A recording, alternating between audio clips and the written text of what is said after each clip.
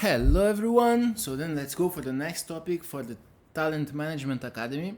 Now we are going to talk about the measurables, and the main important thing is understanding one, what are the measurables that we need to track as VP's talent management, and second, what's the importance of these measurables, so what are the correlations that these measurables they have actually with the organizational KPIs. Okay, so then for this topic is yes with me, so Borges, the IVP Talent Management. And let's go for the talent management processes, right? So we all know that we have get, develop, keep, and report, and that this is a responsibility of MCVPs and LCVPs talent management to implement. But I can say that in the last 2 years, we are extremely involved to implement the talent management processes, but we are not trying to understand what this implementation actually means to the organization, right? So I can see nowadays a lot of people just saying, I implement 70% of TM processes, I implement 80% of TM processes. My point for you is that doesn't make sense. What's the meaning of implementing 70% or 80%, right? So I can tell you that let's say one entity can implement 70% of GET, and one entity can implement 100% of GET, and the results can be, for example, this entity, the first entity that implements 70%, has better results of GET than the entity that implements 100%. So then why does it happen? Maybe it's because we don't know how to evaluate the process, or we don't know how to implement the process. We are implementing the process, but we are not adapting the process to our realities, or we don't know exactly like what's the outcome that we expect from this process, right? So then all these small things, they are things that we need to understand and we need to work on, right? So then yes, when you look for the implementation, global implementation of TM processes, we have 6-7%, right, as the implementation that we have globally. And 6-7% actually doesn't tell you anything. It's not showing you if you have more or less members. It's not showing you if your members are productive or not. It's not showing you if your retention rate is good or not. So implementation process is basically to understand if you are implementing the process, right? But the KPIs of talent management, they are not the implementation of a project. They are all the correlations that your processes have with a final KPI, with a final measurable, right?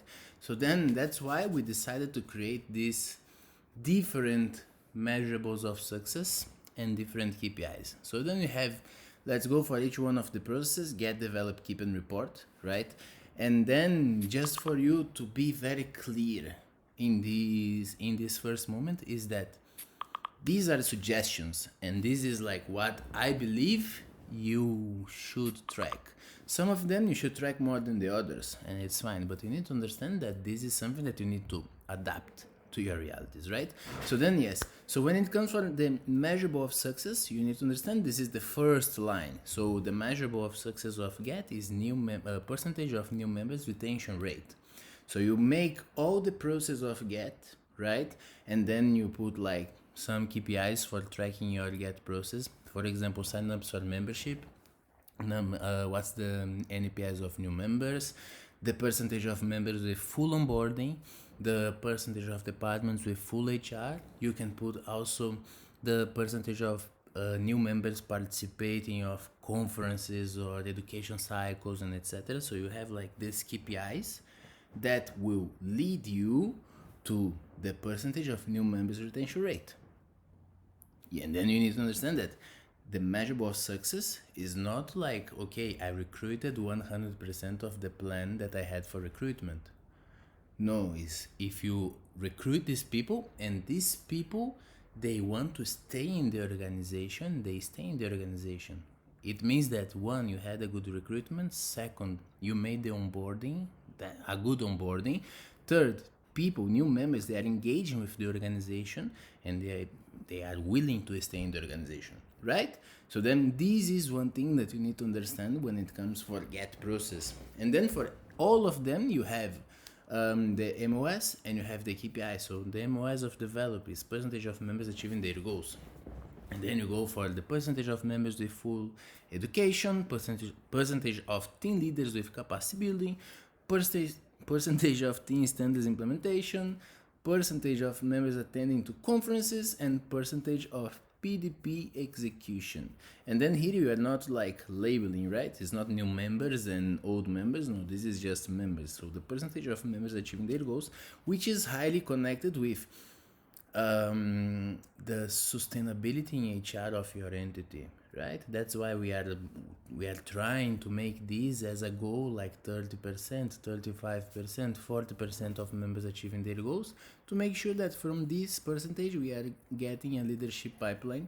And more than that, we are understanding that you have 60% of members, in case you have 40% of members achieving their goals, 60% of members that you need to understand how to work with them and how to develop leadership in them, right? Or how to develop different processes, or how to engage them with Isaac, and etc. So this is the main thing of performance management, is not making members performing at all costs, but understand which part of membership, yes, are working well, and which part of membership we need to provide more support.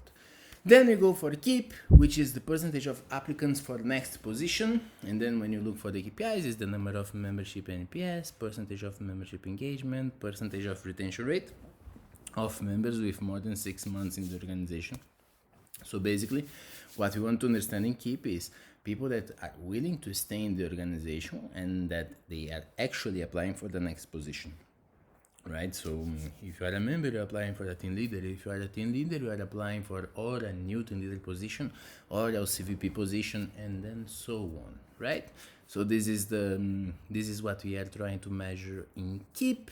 And then for report, this is very global, but then you can define if you want to make this in a local engagement survey, a national engagement survey, a global engagement survey, whatever.